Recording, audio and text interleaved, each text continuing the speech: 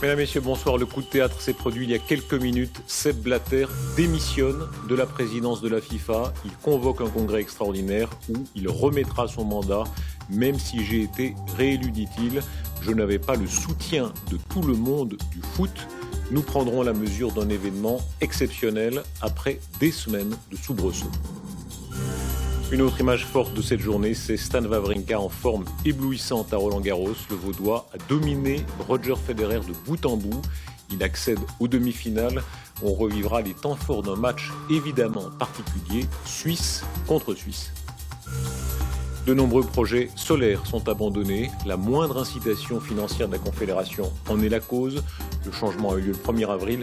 On en voit les effets. C'est l'enquête de notre bureau bernois. Infrarouge, débat du diagnostic préimplantatoire. C'est l'occasion de mesurer combien les partis sont divisés. Le sujet touche aux convictions morales, religieuses et non pas seulement à l'appartenance partisane.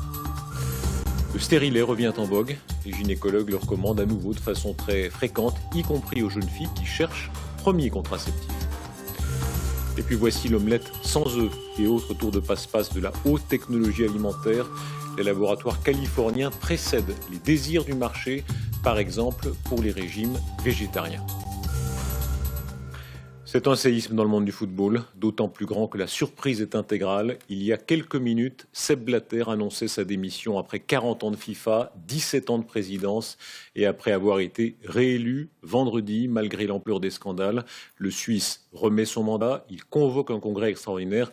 Écoutez d'abord l'annonce faite il y a quelques instants.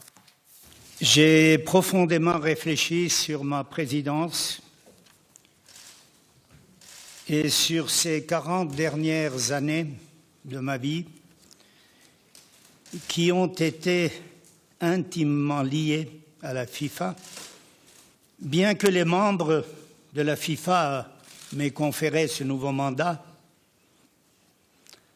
Ce mandat n'a pas le soutien de l'intégralité du monde du football, et j'entends par là des supporters, des joueurs, des clubs, de tous ceux qui vivent, qui respirent et aiment le football autant que nous tous à la FIFA.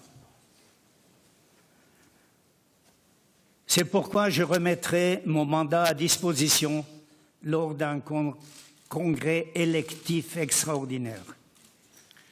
Noémie Guignard, annonce sidérante par rapport à ce qui se passait vendredi. Vous étiez là parmi les relativement rares journalistes dans la salle. C'était surprise intégrale. Oui, absolument. Une surprise totale finalement.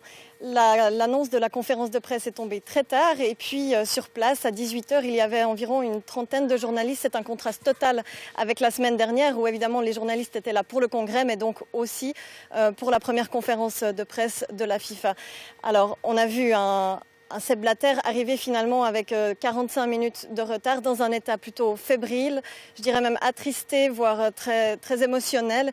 Et puis il annonce donc sa démission malgré sa réélection, donc vendredi dernier. Une démission qui finalement a surpris tous les journalistes qui étaient sur place.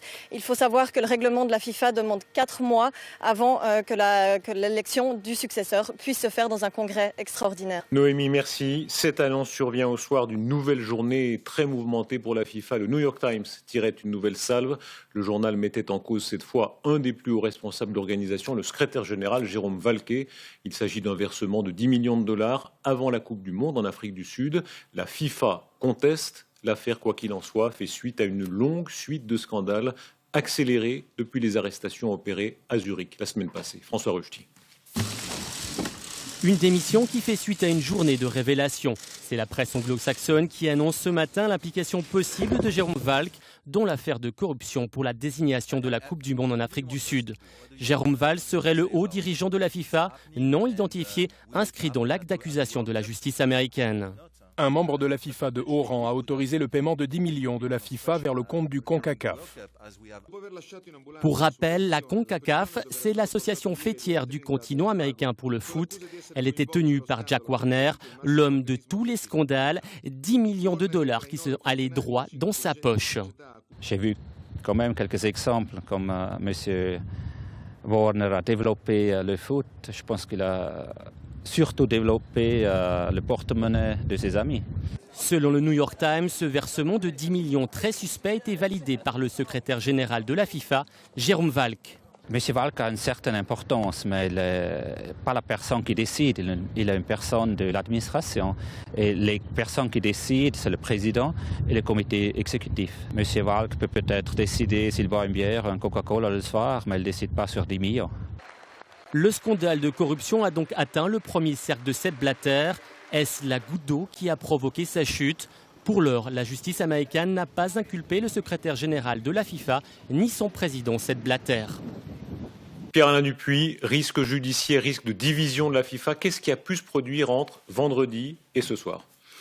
Alors écoutez, il y a beaucoup de questions, il n'y a pas encore toutes les réponses. L'impression première, c'est que Sepp Blatter se sent de plus en plus seul et il a dû découvrir pendant 3 ou 4 jours, avec le travail de la justice américaine, qu'il était trahi par les siens, par son secrétaire général, accusé encore sous hypothèse de corruption. Ça, c'est la première chose. Et puis je pense que la justice américaine continue son travail et que peut-être lui se sent menacé. En tous les cas, parce qu'on vient de recevoir un communiqué de presse du ministère public de la Confédération, qui a ouvert une procédure pénale contre inconnu pour gestion déloyale, pour soupçon de gestion déloyale, voire blanchiment d'argent. Là, il ne serait pas directement accusé. Mais je pense que l'étau se resserre tellement qu'il n'avait plus que cette issue. L'UEFA se réunit en fin de semaine. Le risque d'une explosion n'était pas nul, n'est pas nul. Non, ça on le savait déjà vendredi qu'il y aurait risque de scission. On allait même jusqu'à parler d'une scission avec l'UEFA et l'UEFA, avec la FIFA et l'UEFA. Donc effectivement, ce risque existe et il va peut-être y avoir